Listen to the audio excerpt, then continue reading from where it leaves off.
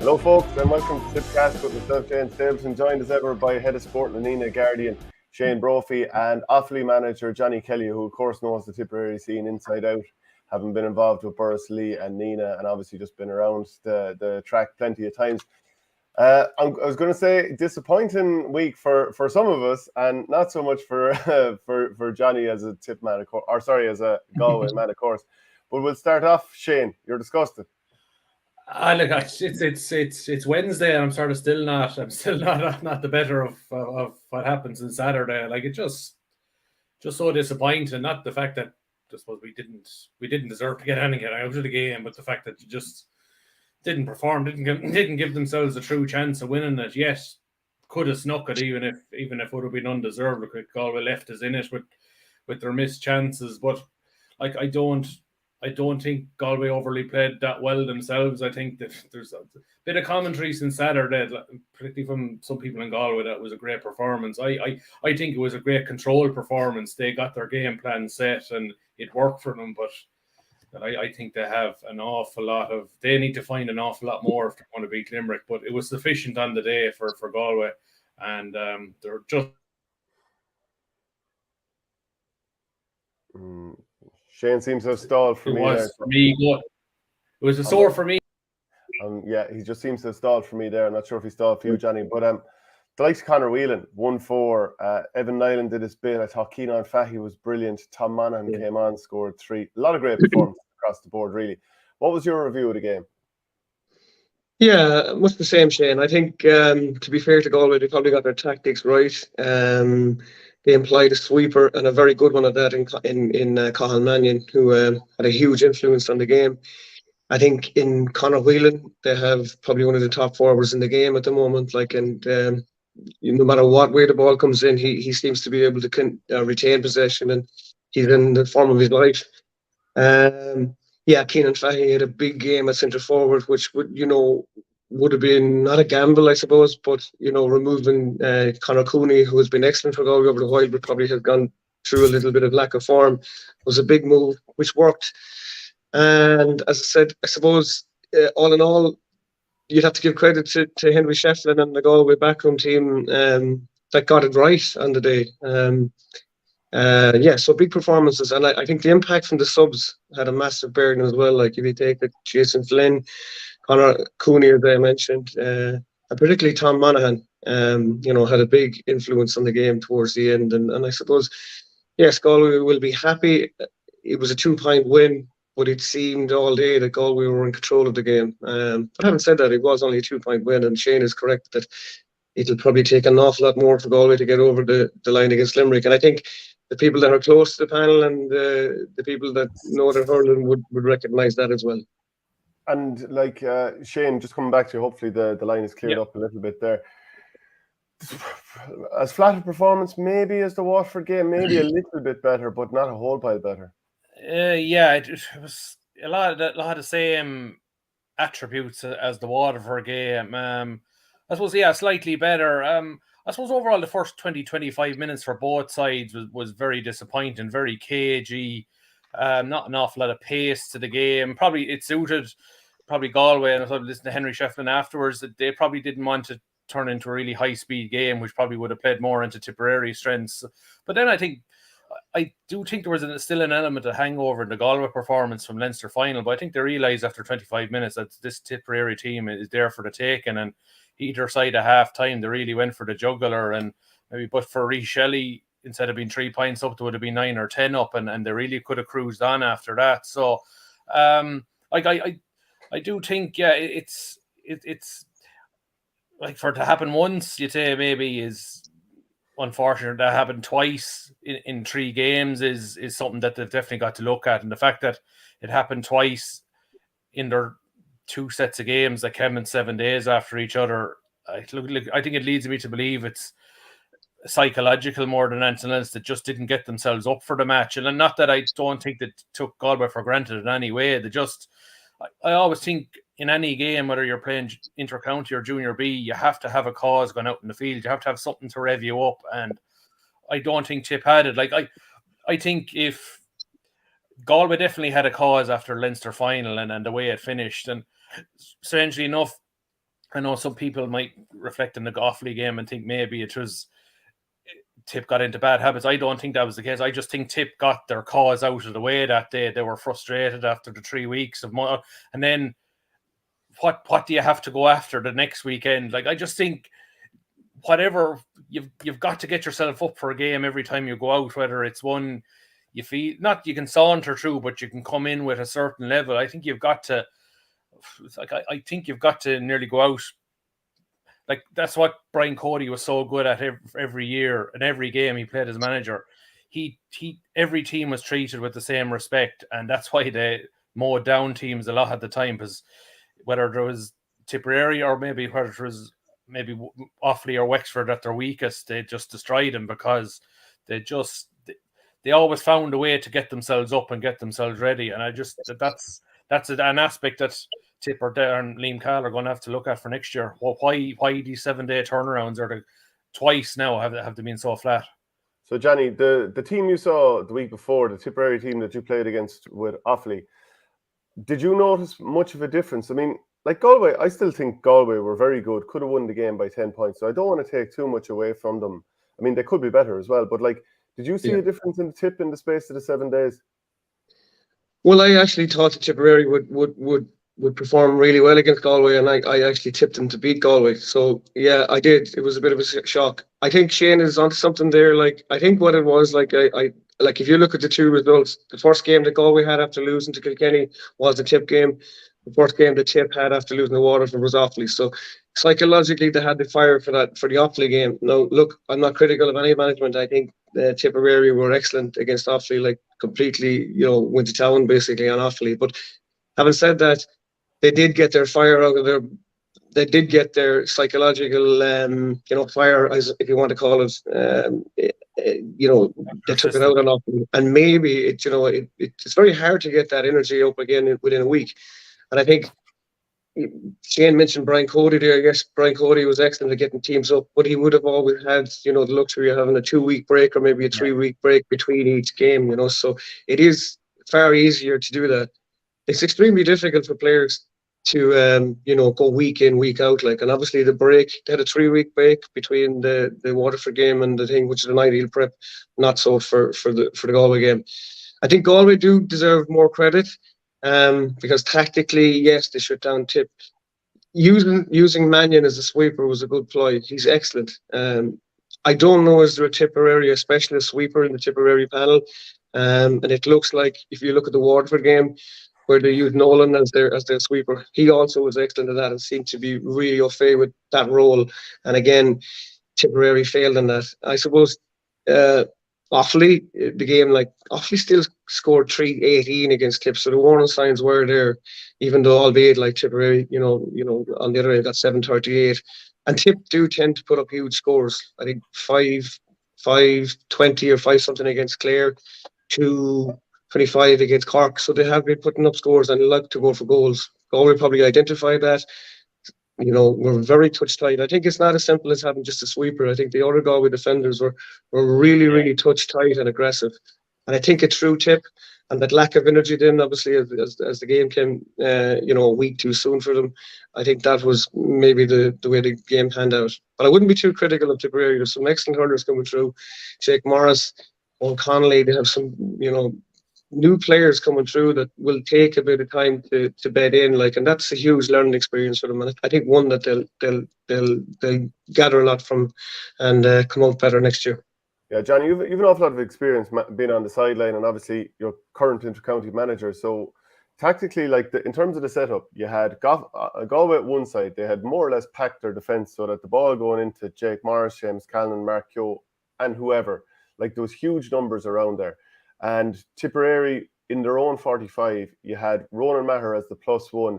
And then after the early exchanges, where Kevin Cooney seemed to be up there, it was Cahill Barrett against Conor Whelan. How do you change that mid-flow? Like, if you're Liam Cahill on the sideline, what can you do about the fact that Galway are the ones who have all the traffic in their half, which suits them, and you're the one with all the space in your half? Because you want to flip that on its head, but it's not so easy to do. Well, it's not so easy at all to do. Like, and I suppose the natural thing he would do was to push up on Cathal Mannion at that stage, like, because he was being the most influential player on the team at the time. But then that leaves you the conundrum like that you had Paul Barrett just back from injury and Conor Whelan, like, and do you want to press forward in a situation like that? I suppose all in all, it's a different mindset for Tipperary at that stage. Like, Galway were probably the better team, but it wasn't being reflected on the scoreboard. If you take out, if you push up Ronan Maher, I suppose, and it even creates more space for the likes of Conor Whelan and Kevin Cooney, there's always that fear that they could actually do more damage. But I do think that it was the supply of ball, particularly from Cathal Mannion, again, as I mentioned, but not a lot of him. Like, I mean, they had some good displays there from Pádraig Mannion as well, who, hasn't been really setting the world alight. Like, so I would say that maybe pushing up on Galway, maybe prior to half time, maybe the way to go. But again, it's very difficult on the sideline. Like, it's extremely stressful. It's there's a lot going on, and it's easy, from the stand or afterwards to, say this should be done and whatever. And I think that's a really good management team in Tipperary. And as I said, maybe Galway are just that little bit more experienced. Not that Tipperary don't have experience, but I suppose Galway's experienced players would be in their late 20s, where we say, like Noel McGrath, who's, as we all know, is one of the best in the country. He had a man who was man marking him in Lenan, which also affected, Tip's ability. He's their quarterback basically, and maybe if you use Noel as that sweeper in the same way as Galway would use Cathal Mannion, he would be a player that could maybe pick out those deliveries slightly better than some of the other Tipperary players. So it's also personnel, but it's also tactical, and sometimes it works and more times it doesn't.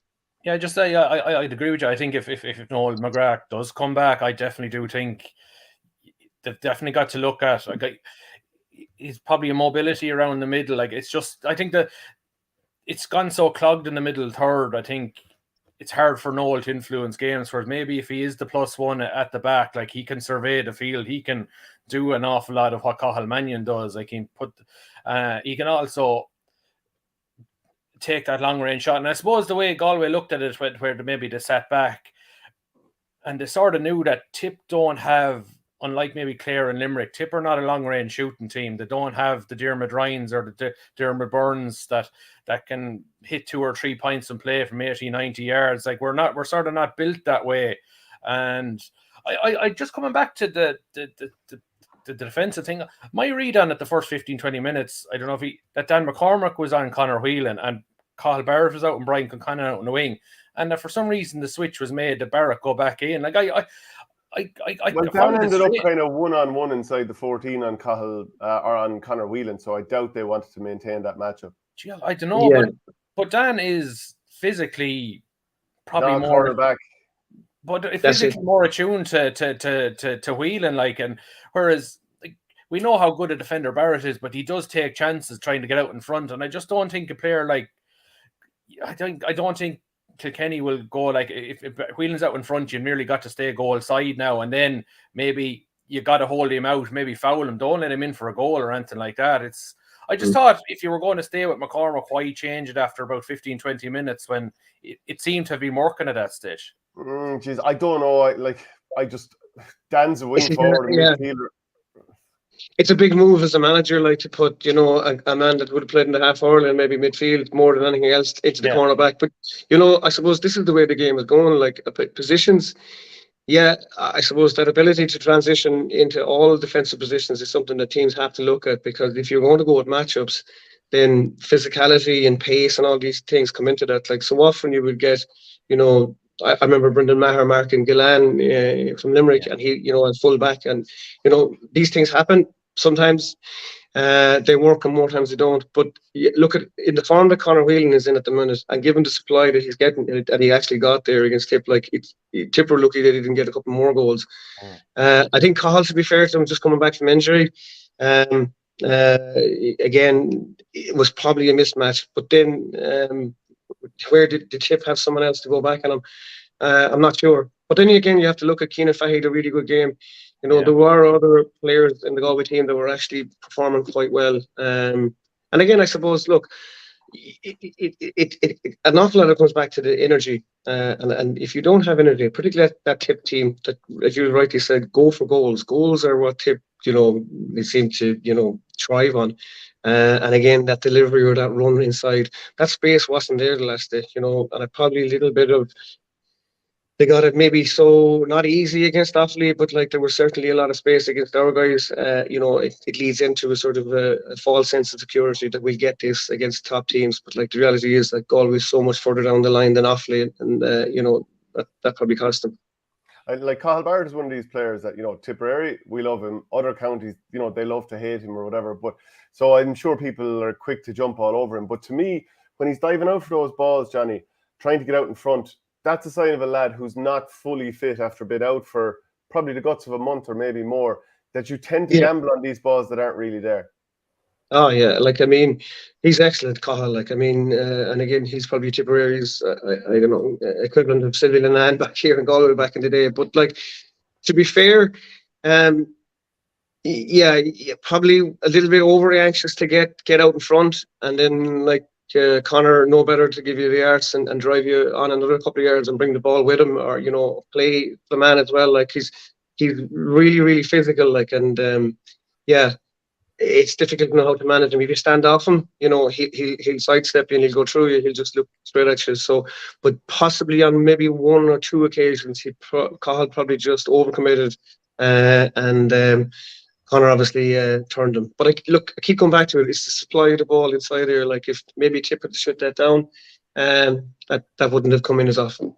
Yeah, I just would like bring back up the mentality issue. And I know it was something, I think Liam Cahill's interview afterwards was so revealing, so honest as he always is. Just in the fact that the point he was making that we didn't play the way we wanted to play. And that leads him to believe that we seem to be overly direct in how we were using the ball, trying to get the ball into our full forward line. It was bad quality ball going in there. It was ball that the Galway full back line had a chance to win, but that lack of energy and maybe lack of focus, where the plan was probably to work the ball through the lines more, even though Galway had clogged that up. But you take a bit of a risk. You sort of have to take a bit of pain, and that maybe some guys around the half back line, when they got the ball, maybe took the easy way out and went long when it wasn't on, when maybe they needed to be if they're fully tuned in, maybe there was a short hand pass to break a hole. That's why I think that everything when the energy is off, your game plan that you want to bring to a game doesn't work, and sometimes you take the easy way out in terms of the ball that you end up sending into the forwards, and it's poor ball in the wick. Like Callanan and Keogh were taken off at half time, they were nearly fall guys because some of the ball they were asked to work with was very, very poor. And irrespective of who was in the full forward line, they weren't getting the ball even later on in the game. Tipperary's goal came from just a freak incident. I don't think anyone in Tip really thought. Well, Jake Morris ran onto a good few balls late on. It was a good quality ball started to come in, and he was getting on it. He was, but to say it was too late by the time it actually worked. And I suppose they had Jake in his best position towards the end, which is closer to goal. I think he's Tip's best open forward at this stage. Why they don't have him closer to the goal, I don't know. Johnny, those Galway lads, I mean, there's a decent balance there now, and I definitely think there's more to come from this team. Kevin Cooney looks like a player who's coming of age. There's probably more to come from Brian Kincannon. He still isn't fully firing. Conor Whelan, the last day, and I think they were specifically trying to keep him away from Hugh Lawler in the Leinster final by bringing him out to the half-forward line. So, he's got that versatility, so he can play either line. Sean Linan, he was stuck in Nolan McGrath's shorts. He was pulling, dragging. He did his rugby tackle at the end. Nice bit of dirt. We all want a player like that. It feels like they're kind of coming to the boil, and they're going to be up against the Limerick team missing Finn and Hannon. Yeah, and yes, to be fair to Henry Shefflin and the backroom team there, they have worked really hard, and obviously the disappointment of the Leinster final, as we said, would have rankered bad with them. But yes, there's not a bad mixture of players there in Galway at the moment. Winning that game will bring them on. There's no doubt that there's improvements needed. I think Dahi Burke at 6, has shown that he's still one of the best defenders in the country, like, and he's been pivotal to that. Garage at fullback, there's probably question marks over not his ability. He's a really good hurler, but if he gets a different type of a full forward, like, how does he manage there? Like, but Darren Morrissey is a really good cornerback, like, and has been captain of a Galway minor team there a number of years ago, and has been ever present on a Galway panel. Good Sarsfield's club hurler as well. Kevin Cooney, Joseph Cooney, again, can play anywhere in the half-back line, midfield, wing forward. The ultimate versatility player that every team needs. So they have a good balance. Evan Nyland, excellent free taker. I don't think he ever misses, like, to be fair to him, and from any distance. Like, so they have all the pieces of the jigsaw. It's just how they go forward and put that together against Limerick is the big question. Certainly, when you look at Limerick, again, you'd say they're coming at the right time. Every team has peaks and troughs. Again, we go back to that time management thing where they went for the league and it just seemed to dip at the start of the Munster Championship. They obviously picked it up again and, at the right time and got there, but have picked up serious injuries. The big question for Limerick is who do they play at centre-back?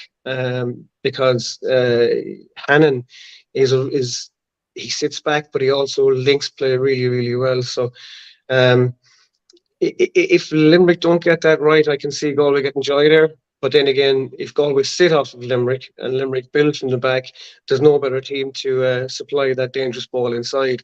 And again, we go back to the Tipperary situation where they didn't have really sweeper or defenders that were either to break the line or give that quality ball inside. So Limerick will have that. So it's a big question mark for Galway tactically, whether they apply the same system that they did against Tipperary against Limerick.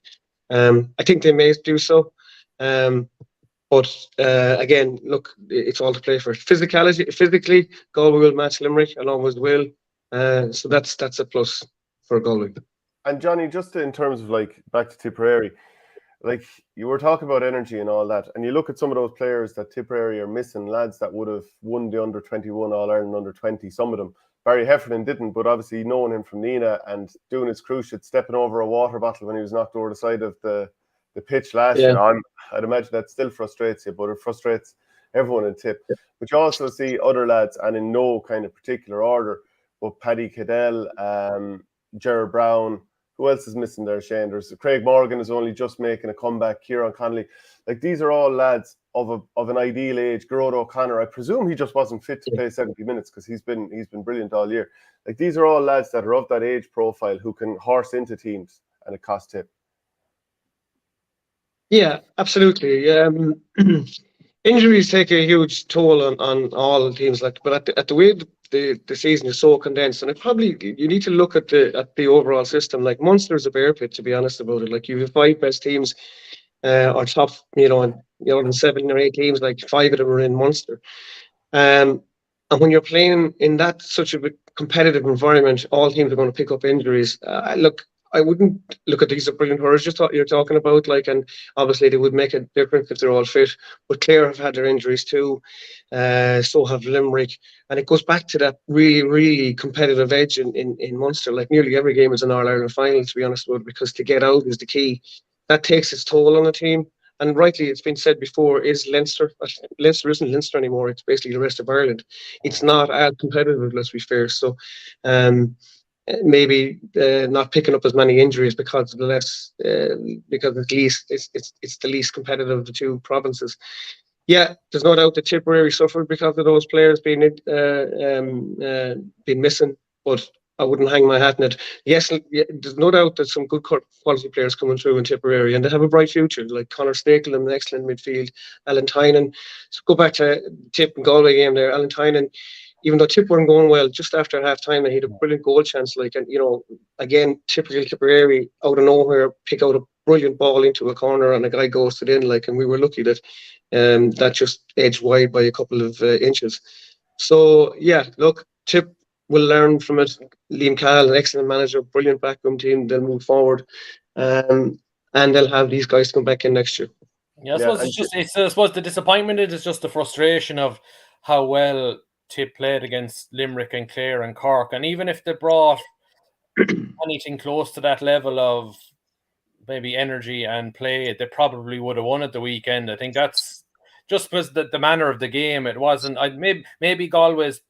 Like, I thought it was a very disappointing game on Saturday. Maybe if Tip had played better, Galway would have picked up with him and we would have got a better spectacle and Galway might still have won. But I think that was the frustrating thing for me, is that the first 3 games, if we brought even something close to that level, we would have had a better chance of winning. But just another thing that Liam Cahill said afterwards in his interview, I thought very interesting. I don't know if you picked up on it, that yourself and the management could go away and I'll put my stamp on this team. It's as if he said, if he was more or less hinting that I compromised a little this year, my first year, maybe is he hinting that he held on maybe to some guys that he wasn't sure of, and now he's going to maybe make a couple of hard calls and say, I'm going my direction, I'm going to maybe I'll let a few lads go and maybe bring in maybe the couple of guys, maybe the more, I don't know, maybe less stylish but more grittier and tougher players. Like I just thought that comment was very interesting after the game.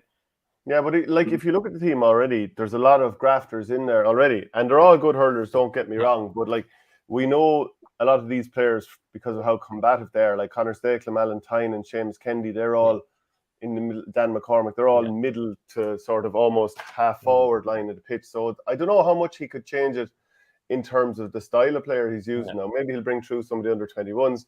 Maybe he'll finally talk Jerome Cahill back into coming, although he's a different type of a player.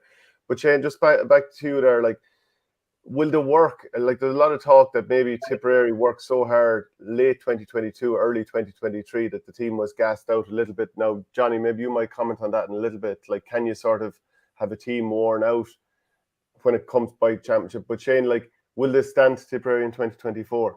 Actually, look, you probably think it will. I don't know about. I do think a lot of what happened last weekend was, and maybe the Waterford game was mental related. So I don't think you could say that we're burnt out really. That, I suppose, particularly the Munster teams, you have to be ready to go in April because it's you can't gamble on being in the top 3 like nobody can. So no, I'd be just I was reading somewhere that maybe Cahill has probably got to maybe not take the league too seriously next year, fine. But in a county like Tip, if we go through the league losing 4 or 5 games and going into the championship, that's not tolerated either. If you're going experimenting, so he's damned if he doesn't, damned if he doesn't. So, yeah, no, I just wonder in terms of the players, maybe his stamp, is it his style? Is it maybe the likes of the Aaron Morgan, maybe Ray McCormick? I think he worked with him at underage. Probably not the flashiest wing back, but God, he's tough and he's direct. He's sort of a Diarmuid Ryan type of a player who can get up and down the field. Is it those type of players maybe he's referring to? I know Ray is in England at the moment, but that he might, is it those type of players he's looking for? Because we have a lot of, I think we'll always have the forwards to compete with a lot of teams. It's maybe is it more leadership players I thought it was damning actually the last play last Saturday, the long free, and nobody stood in. Dahi Burke caught that ball uncontested in the 21. Nobody stood in under Dahi, and then Dahi fumbled it, and it was a Galway man in for the break. I thought it was just symptomatic of something that we're still short of. Who in the forwards was taking the lead at that stage? It's everybody was leaving it for everyone else, and nobody was saying, I'll stand under it and we'll see what happens from there. Yeah. Johnny, will you take that point up about will late 2022, early 2023, does that kind of, if you go too hard, does that slow you up for championship, and does it stand to you the following year? Because I remember Dan McCormick saying after, was it possibly the Limerick game on TV, that there was a lot of work to be done on fitness. They were a bit behind. So obviously Liam Cahill felt they needed to go hard. Yeah, and I suppose that's on the back of how competitive. I keep going back to the system, and I think, to be fair, Tip want to play with a lot of energy. Okay, when they get into a dogfight, I suppose, people say that wasn't a great game last weekend. It certainly wasn't a great game when you compare it with some of the Munster Championship as regards to scoring feast, But there's other ways to play the game, and I say this a lot. You can make it a dour struggle. There's beauty in that too, and there's a way to win through that. I think because Tip and Liam, they have a certain style of play. They want to go for goals. They want to have an open, expansive game. As I said, some of the scores they got, against Cork, 225, 419. Cork still got 419. So it's full on. It's a Tipperary way to play. It's attack, and sometimes at the expense of a defensive setup. So it's hard to know, but I do think that, if you go back to the time Limerick and Galway were in the old Division 1B of the league, where, it was less competitive at the start of January, February, March, and then they build momentum through that, and then they come into an Ireland series, and they get momentum at that stage. There's only so much players can do, or a management team. It is a long season. It's a tough season, but I think Tip will have learned from that, and I think, yes, the Tip public will have to be a bit more patient in how leagues go, and not be wanting to win every game in the league. And if Tip can build through next year's league, and target the Munster, obviously the Munster Championship, if it stays the same, it's going to be more of the same. They're going to have to go for it, but as it stands, it's full on. And would you agree that? I was going to say, Johnny, would you agree that Tip people are patient, very patient? Yes, indeed. Yeah, just looking ahead to the semi-finals, like I said, Johnny, I think Galway are in a great spot. I think, look, if they'd won by 10 points last Saturday, I think they'd be in a worse position going into the Limerick game, maybe thinking that they were better than they were. They've a lot of areas to fix, but I think, as Henry Shefflin said afterwards, they still haven't quite gelled yet, and I'm looking forward to the day they do gel, because I do think they have all the players to go and blow a team out, maybe beat a Limerick, so I think they're in the perfect spot for that semi-final. And I think the other semi-final is, I think it's wafer thin between Kilkenny and Clare, because Clare look great at the moment, but that full back line worries me. I thought Dublin got an awful lot of joy in that full forward line, and if Kilkenny get the same in 2 weeks' time, they won't miss as much as Dublin left behind. But then every game is different, and maybe Clare will be a lot more meaner in defence. But I think there'll be two brilliant semi-finals. For sure. It will be. Clare is a very big loss for Clare at the moment. But both teams just went for it 15-50. Dublin were very open at the back, and we all said, that was mentioned before, maybe they needed to imply that sweeper or sit back. There is that the to and fro nature of it. If you're not defensively sound, you can be ripped apart. And I think Dublin, to a large degree, were Clare possibly could have got even more scores on the day against Dublin. So they're in a good position at the moment coming into that game. It's probably, I don't know, Kilkenny will test. Obviously, we all know Kilkenny, they're going to ask serious questions of Clare. But at the moment, I'd say Clare in a really good position, and I would sort of favour them in that semi-final. As regards Galway Limerick, it's very hard to look past Limerick. I mean, yes, they've had their dip. They have a brilliant management setup. As I go back to it, who will they play at centre back? It wouldn't be beyond Limerick. Would they try the likes of Cian Lynch at centre back? A player that's probably been out of form in the forwards, but the quality he has and that ability to link play, it may be a position that might suit him. But look, time will tell. Yeah, and then so that Clare Dublin game finished up 5-26 to 2-17. Tony Kelly with a hat-trick. Last championship hat-trick for Clare, I believe, was Shane O'Donnell in 2013. So the omens are fairly good there. I do think Dublin were on the wrong end of so many decisions. And I normally don't even like mentioning referees, but I thought that they couldn't buy a decision here. Paul Crummy was through inside the 21, 1-on-1, pulled down by Adam Hogan, didn't get a penalty, didn't get a black card. And it was the next number of minutes then when Clare pulled away and got that 2-3 to go from 1 point to 10 points. Now, Johnny, I'm not saying that Dublin would have won this game. I think they'd have lost no matter what. But sometimes when you're not the biggest counties going, it can be hard to get a decision. Yeah, and when the decisions don't go against you as a county that's trying to improve, they obviously serve to deflate the team even further, because when you're trying to build and you're trying to get momentum, these decisions they seem to weigh heavier on the teams that are trying to make that breakthrough. Having said that, Paul Crummy, I mean, he had an excellent game now. I'll be honest, I think Dublin found out a little bit more about some of their players, like Constantine when he came in looked very, very dangerous as well. Like, so I think there's a bright future there for Dublin as well. They probably would need a more solid defence. I'm not sure, do they need to be, is it a sweeper system they need? But like certainly they have players that are physical. And I think, again, you know, against Galway, like a draw game, like they were 8, 9, 10 points up at one stage, like playing really good. Again, we'll say when you talk about injuries, Donald Burke lost to Dublin when he went at the time was huge. Where we say the likes of Galway and Limerick, they can absorb these losses a little bit better because they have more strength and depth.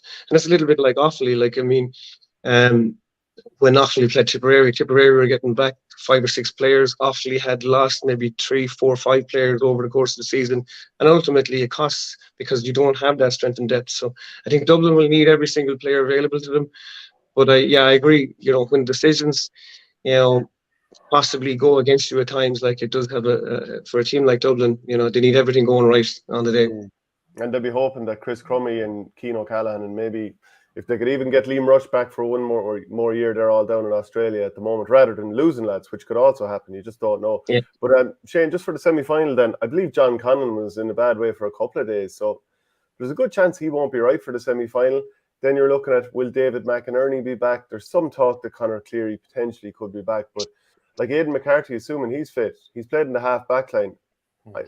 I wouldn't be shocked if they put Aidan McCarthy wing back or centre back here, because they need somebody who's dynamic out there. And like at centre back, you'd imagine Aidan McCarthy could cover the ground. They've a load of forwards, so they don't have to worry about that. No, yeah, look, I think the John Conlon one is going to be interesting for him, because I saw his reaction live, and I'd say any head trauma specialist will be watching this for a fortnight, because do you know one of those things when you see a bad concussion and their hands are up and they're shaking? Like, he was like that for about 4 or 5 seconds, and he had the head collision, and then I don't know can't remember who the Dublin player, and then he fell on him. Like, he got a fair doing now under that collision. Like, so, geez, like I'd say if he was in rugby, there's no chance he'd be ready. I think he'd be getting the 3 weeks and stood down. But you know, Clare are mad for this all Ireland. I think he'll play. Like, if he's anywhere right, I think he'll play. I think they'll probably try and get Conor Cleary out there because they know they'll need a bit of physicality. I don't think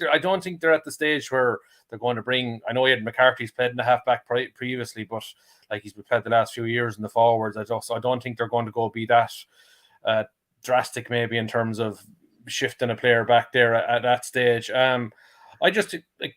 It seems to me that Clare will play it Clare way. They're not going to bring a sweeper back and give their full backline extra protection. They'll go and try and outscore you. I think the interesting one for me is Clare is I think is Peter Duggan. Like, I think Aaron Shanahan at the moment is playing better hurling, but they obviously see Shanahan as a finisher, and that would they be better off maybe? Peter Duggan, I think there's a lot of Clare people are scratching their heads wondering how is he still starting, because he doesn't seem to be offering as much as other years. But then maybe that's what Lohan is looking for, a 50-55 minute player, and then you wheel out the David Reedys and the finishers, the Shane Meehans and the Aaron Shanahers. I think that'll be an interesting one for me, whether maybe they break from that system and maybe start with a Shanahan this time around. Yeah, Johnny. So like last year, on the line, Brian Lohan was criticised for who he brought in for John Conlon. He got slaughtered for leaving Cian Nolan out there for so long against Aaron Gallant. And look, we all feel sorry for Cian Nolan. I think most players have been in that position at some stage, so it's no slight on him. But to me, I'm looking at the panel here now, and I'm thinking they nearly can't afford to not bring Aidan McCarthy into the backline, assuming Conlon, Cleary and McInerney aren't available to go. What would you be doing now? Is it too dramatic to throw him from the forwards to centre back, for example? I wouldn't think so. No, look, I mean, needs must, like, and if you have a player of that quality, like, again, you use, I would certainly, be all in favour of moves like that. Go back to Conlon. Like, Conlon also has back issues. That's what ruled him out of that All-Ireland last semi-final against Kilkenny last year. Like, and it had a detrimental effect on them. Like, again, we talk about this famous word energy. Like, it just Clare seemed to lack energy that day. So I think he's absolutely key to their team. I think Ryan Taylor, who the way he plays in that midfield role actually helps Clare greatly. But yeah, I would imagine Conan will play. But I think they have bigger issues in the full back line. They don't seem to have a fullback. I think it might be easier to sort out their half-back line more so than where they are. If Conor Cleary obviously doesn't start, like they will certainly have issues in that full-back line. Look at Kilkenny.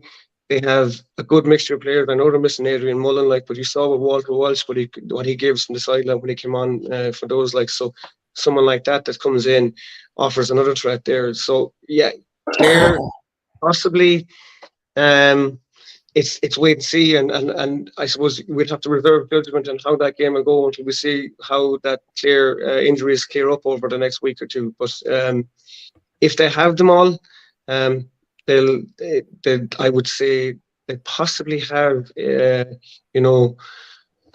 maybe a small bit of coming at the right time after that Munster campaign, getting over Dublin, and it wasn't all pretty against Dublin either. There were times that they left a lot of scores behind them, when a team is that dominant, misses that many scores, it often tends that the opposition come back into it, as Dublin showed.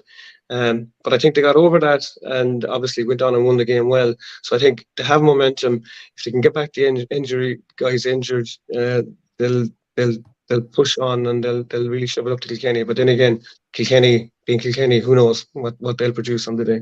And Johnny, you've been great with your time, but just a final question then. Well, a final two-pronged question.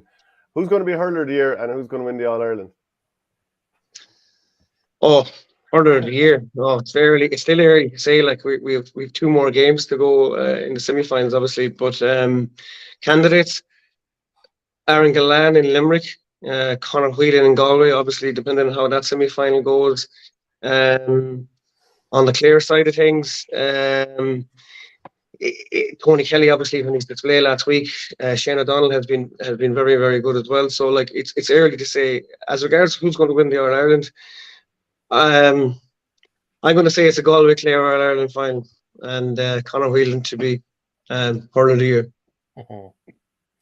Just before you go, Johnny, just in your the year gone by with Offaly, you made progress, and it was disappointing the way it finished up. I would just get your thoughts on a story that was on the Examiner there last night of the consultative process that Croke Park are doing with the McDonough teams on the future of the link with the All-Ireland. I don't know. You can see the value maybe in the champion going on, but that would still mean the McDonough finishes as early as it does. And do you think it should maybe be treated the same as the Tailteann Cup, that the final be played on hurling semi-final weekend? It has more counties hurling longer. I would feel that while Yee and Carlow got hurling into June, Laois and Kildare and Kerry were all finished in the middle of May. And that's not right. They should be hurling into the middle of June, and maybe the top 2 teams are to go on to maybe play in the McDonough final and then being part of the semi-final day in front of 50,000-60,000 people at Croke Park. Would that not be better in the long run? Of course it would. It's too condensed. That's the first thing to say about it. It's a really jam-packed. It's week on week on week. As I said before, Offaly won the Division 2 league final, and the week later they were playing Laois. So it probably needs to be extended longer over a period. So to do that, that link between the Liam McCarthy, between the Joe McDonough finalists and the Liam McCarthy teams, possibly should. Is there a need for it? I'm not sure. My opinion is probably not. It's no harm to play a Division 1 team, but at that stage, as Offaly had shown, after you lose, it's very hard to get the guys motivated again to go again. So from that point of view, I would say it's better. I think the league is where we need to review. Obviously, the provincials, there's question marks over the provincials campaigns as well. So it's not just about sorting out the Joe McDonough and maybe extending it. I think there's a bigger picture here to be looked at. In an overall scheme, has Leinster, who is basically the rest of Ireland, is that working? Maybe it is. Certainly, Munster is ultra competitive. there's also no relegation out of Munster because Kerry, unless Kerry win the Joe McDonough, that doesn't come into play. So it's as if the teams in Munster have pulled up the ladder behind them and closed shop. And it's created a really, really good competition. We're all aware of that. But no less so, like, there's an imbalance there. So I think, yes, the Joe McDonough should be extended throughout summer. I don't know, is there a need for a link then for the Joe McDonough? Certainly the team that loses the Joe McDonough final, there's probably no need for them to go on and be wait for 3 weeks to play, the third place team in Munster. It's just a bridge too far at the wrong time of the season. I do, however, believe that the likes of Offaly do need more games against the top teams, and the perfect vessel for that is the league. I mean, to get that right and to get the balance right there would help certainly developing counties. So it needs to be looked at, and I believe they are looking at that.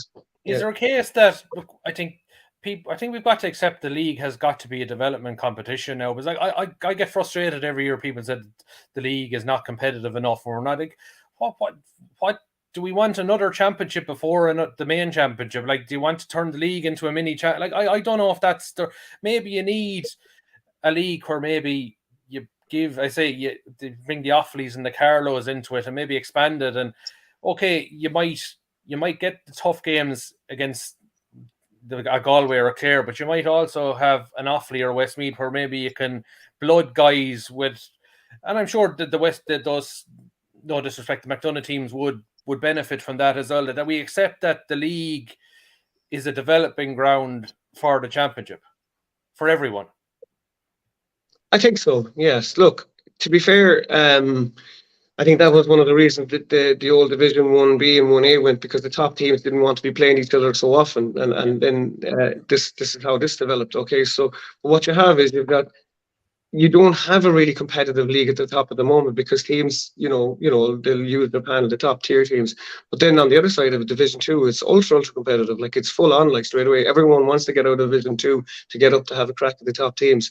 So that leads to really, really competitive games with teams that are probably on, as I say, hurling-wise, the population base isn't as great as the opposition at the top level. So yes, there's no doubt about it. Let's be honest, no one is going to once the championship is not going to go. But do you make the league, as you said, more of a development competition? Maybe hold on to your Munster or Leinster competition, but have it maybe knockout, and then pick your top 10, top 12 teams to play Lee McCarthy. Maybe the way to go, or maybe something they could look at. Okay, well, Johnny, look, Johnny. brilliant stuff this morning. Thanks very much for joining us, and we'll chat to you again soon. Sure, Johnny. Okay, boys. Thank you. Okay, great to have Johnny on the show there. Great insights, and obviously he knows the scene very, very well at this stage. Any other final thoughts? To come back to Tip, I don't think we got your thoughts on where you thought it was. Was it psychological? Was it physical? What? Like, I suppose we're all trawling back through.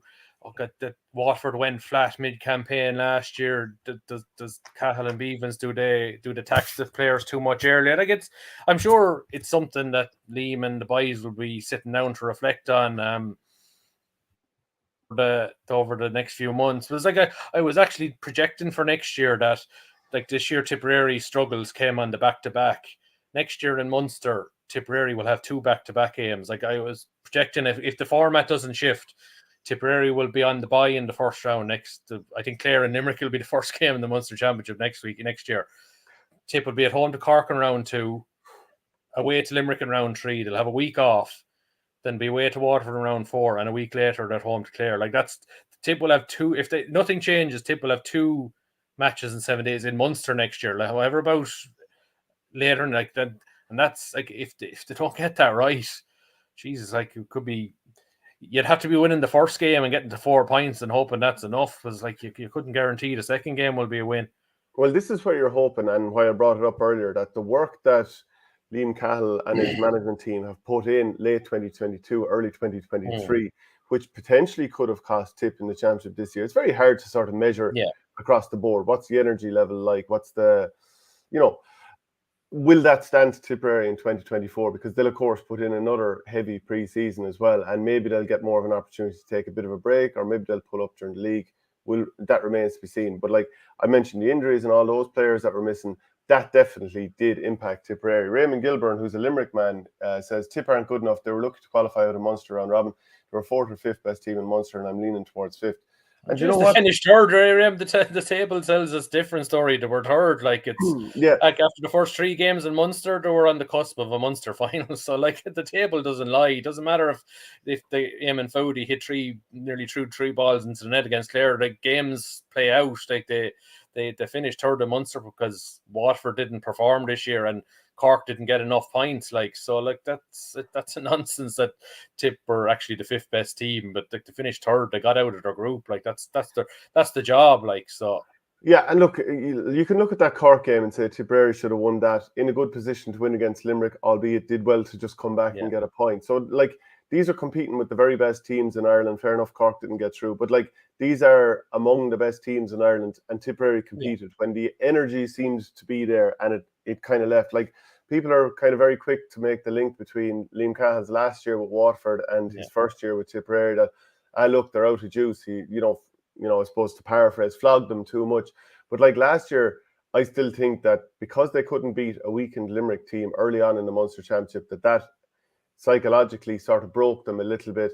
And then I'd say there were probably wrong decisions then, in terms of, like, we hear all the talk that they were trained a little bit too hard. Jim McGuinness was involved, did a train and flogged them, the whole lot. That maybe they got it wrong last year. However much of that is true, but maybe they got it wrong last year. But this year, I just think it was like, you're missing a lot of players. You're going balls out to try and win every game. Ultimately, you end up with a team that has some lads that are probably playing, they're, a lot of miles on the clock. Yeah. Will we see some of them next year? A lot of lads who have been rezoned, repositioned from last year to this year. Some lads come back from injury. Barry Heffernan's had great games on Conor Whelan in the past. You don't have him.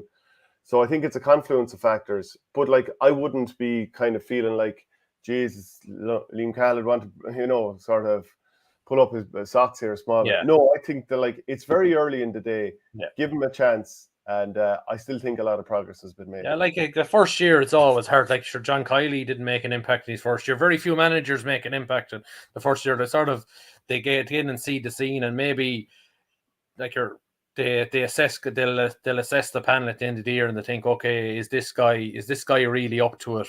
Will we get somebody else in? Like, because that's like I'm sure Liam and the management are a lot more wiser about who they can rely on going forward, and who maybe they think we need to move on from it and get some fresh faces in. But look, there's always players in Tip, and I know it probably doesn't feel like it from underage. Maybe the under-20 team this year didn't perform, but that doesn't mean there wasn't quality players there. The Peter McGarry's and Sean Kennelly's, they just need to get into a good setup, and if things start gelling together, like they're fine. Look, Tip showed enough this year in the first 3 games of Munster that under day they can compete with the very best. But the championship is, it's a 3-month slog. You have to be going well at the start as you do at the end. Like, if Tipper now, which teams would they beat? But sure, that's immaterial. Like, Raymond, it's immaterial. Like, sure, like, now is different to next year. Like, so it's sure, Tip could be 2 steps on next year. Like, speaking now, they probably struggle to beat Cork and Waterford, but sure, that's immaterial. Like, the championship started in April and early, and that's when Tip did their best hurling, and look, that being what now makes no difference whatsoever. Like, it's immaterial. So obviously Brendan Cummins is over the under-20s, and I doubt any of the players that played this particular year, well, not too many of them will play senior for Tipperary next year. They'll probably be drafted onto the squad maybe to get started. So I'm looking at the team from last year, which 2022. So they'll be a year and a half, almost 2 years. Like to Johnny Campion, but we didn't see an awful lot of him this year. Yeah, so he's the only player from the team that played under 20 in 2022 that we saw this year.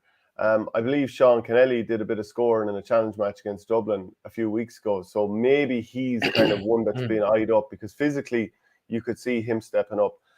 Maybe the likes of Jack Leamy, he's a very big guy, Paddy Creedon, who had been involved in the panel as well. These lads are fairly big. But Tipperary need to find a few players for sure. And of course, there was the 2020 championship this year as well, and Liam Cahill will have kept an eye on that. So will remains to be seen at this stage. But I suppose we should move on to talk about the ladies' side of things. Dennis Kelly, I should say. We had Johnny Kelly on the show, but Dennis Kelly, he's getting a fair twist out of the Tipperary ladies team. Great victory against Wexford at the weekend, 3-15 to 12 points. Teresa Ryan caught the van and Roisin Howard with the goals. So all looking good there for Dennis Kelly's crew. Yeah, great win. I know maybe people will be saying to cool the Jets, but after Wexford drawing with Kilkenny and coming back as the way they did, you think, God, Wexford home game against Tip, it had to be really motivated, and God, for Tip to go down to Enniscorthy and put 3-15 to 12 points, that's a statement for me. I don't think Wexford are all Ireland contenders. I will come back to some of them later. I don't know, but that's a fair performance. It's great to, after 2 games, your knockout place is secured. But I think that the big one next Saturday evening in Nolan Park against Kilkenny, Tip avoid defeat, to finish top of the group, could, if the luck of the draw, get straight through to an All Ireland semi final. I think next it's a massive game for Tip next weekend. Because I think if they could beat Kilkenny in a knockout game and potentially maybe knock Kilkenny out of the championship, if Tip beat Kilkenny and Wexford have a big win over Dublin, which is a possibility, Kilkenny could be knocked out and score difference. They're in a great place. That definitely you can see the development in this year. They're so further along in terms of their fitness and their strength, and they're playing a very, very good brand of camogie. They're flying it. But I think this game, even though you think win or lose, they're still in a quarter final. I just do think in championship camogie they need to take down one of the big 3 in championship. They did beat Cork last year in Páirc Uí Rinn, but Cork were already qualified and rested a few players. But you'll see a full strength Kilkenny team next weekend. I think Tip will have a bit of they'll have the bit between their teeth. Was last March, Tip went down to Kilkenny last round of the league and lost by a point and missed out in the league final. So you feel Tip are going down to Kilkenny sort of in the same situation now, where we have something to play for. Finish top of the group, look at the draw, then we get straight to a semi-final. I think they'll be going down there all guns blazing to beat Kilkenny, and I suppose tick another box in their development. I think it's a game I'll be going down to cover. Looks like I'll be heading down to it, so really looking forward to seeing them in the flesh for the first time since the Waterford Munster semi-final. Was very impressive on that day. So they're realistically, they're, along with the junior camogie team, their last 2 chances of winning on All Ireland this year. And I just think to any Tipperary supporters that I think they're definitely a team worth getting in behind over the next couple of weeks. Get down to Kilkenny to support them, and hopefully I think if they do end up in a quarter final, I think those quarterfinals are the curtain raisers to the All Ireland hurling semi-finals in Croke Park. So we could get to be Croke Park. Maybe that'd be a sore one, having to go up there without the hurlers playing. And I think the All Ireland semis are in Nolan Park, I think the weekend of the All Ireland hurling final. So they're definitely a team worth watching. And like you say, Caught the Van is flying at Roisin Howard. Teresa Ryan, your own club player in Bursley, really her return this year is after giving Tipperary a lot of energy in the middle of the field. She was gone away for a couple of years, but she's added something. Karen Kennedy back fit, she missed all of last year. She's one of the best players in the country. Injury wise, Tip have a very, very strong panel at the moment. If they can keep their best 15 players going out with a strong subs bench, they're going to be hard to be beaten, even though they probably lack that bit of experience compared to Kilkenny, Cork and Galway. Maybe if it comes to the semi-final and final, that will probably come against them. But look, you've got to get there to have a chance of winning, and hopefully they will get at least that far this year. Yeah, I was looking at some of the players that aren't even in the starting 15, which really augurs well. All-stars in Mary Ryan and Anya Slattery, Maria Devison, Ciara Maher, Arena Friday, Niamh Tracy, Nicole Walsh, Clodagh McIntyre. They're all not part of the first 15. And Dennis Kelly was saying after the game, out of all the years, I think this is our strongest team and the competition is fierce. You don't take anything for granted, but we're in a very good position. We have good impact on the bench, and we have people playing very well.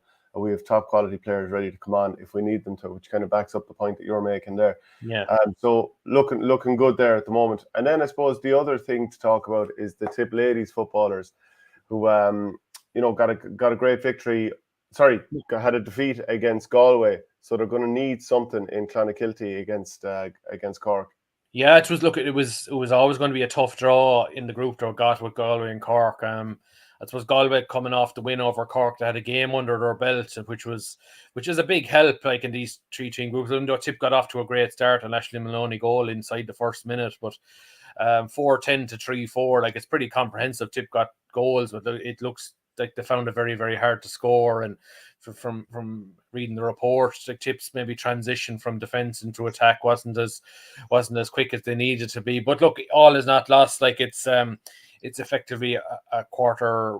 Sorry, it's effectively a quarter-final playoff next Saturday in Clonakilty against Cork. The winner will go to the quarter-finals. So look, it's a massive. It's there for them, like, to have the game under their belt now. They played Cork in the Munster Championship, only lost by 3 points, but that was in Clare a couple of months ago. You think Cork are probably stewing after losing to Galway a couple of weeks ago. They'll come in fresh. So look, it's a tall order for Tip to go down into the Lions then. And I know there was this chat of the dual situation in Cork where it's an interesting one, like, because Cork's camogie team need to beat Clare at the same time as well, and I think the Cork camogie team have to go to Ennis. So it'll be interesting to see where will those dual players go. I would lean to the fact that maybe the Cork camogie team maybe need them more, because I think that's a stiffer test for the Cork camogie team in against Clare than maybe Cork playing Tip at home in ladies football, which maybe opens the door a bit small bit for Tip to get the result they need. Like, so they'll be up against the Tip, but like, it'd be a great chance. And as Peter Creedon said afterwards, like, there does seem to be a top 8 in ladies football and a bottom 4 in the senior, and all the groups seem to be going to form, like, where you're going to get the same 8 teams in the quarterfinals, and maybe Tip could maybe upset the form book and sneak in there at Cork's expense, but it'll be a tough ask on Saturday. Yeah, he said certain aspects of our play were good. The girls really tried hard, and they kept going to the very end. So that game is gone now, and we have only 6 days to recover. We were here last year as well. We know where we stand. We have to go down to Clonakilty, and regardless of whether we won today, we'd still have to get something next weekend. So it's knockout football from now on. Just also the Nina Guardian is out at the moment. So the Tipperary game against Galway is reviewed, and all other things Tipperary are in there as well. Plenty of licking of the wounds at the moment, Shane. That's 4 years in a row now without any Croke Park experience for Tipperary as well, which doesn't help. Yeah, that's it. And like three quarter-final defeats in 4 years, like, so it's frustrating, because like, I think the last time we were up in the semi-finals, it was that brilliant weekend where we beat Wexford and Kilkenny and Limerick.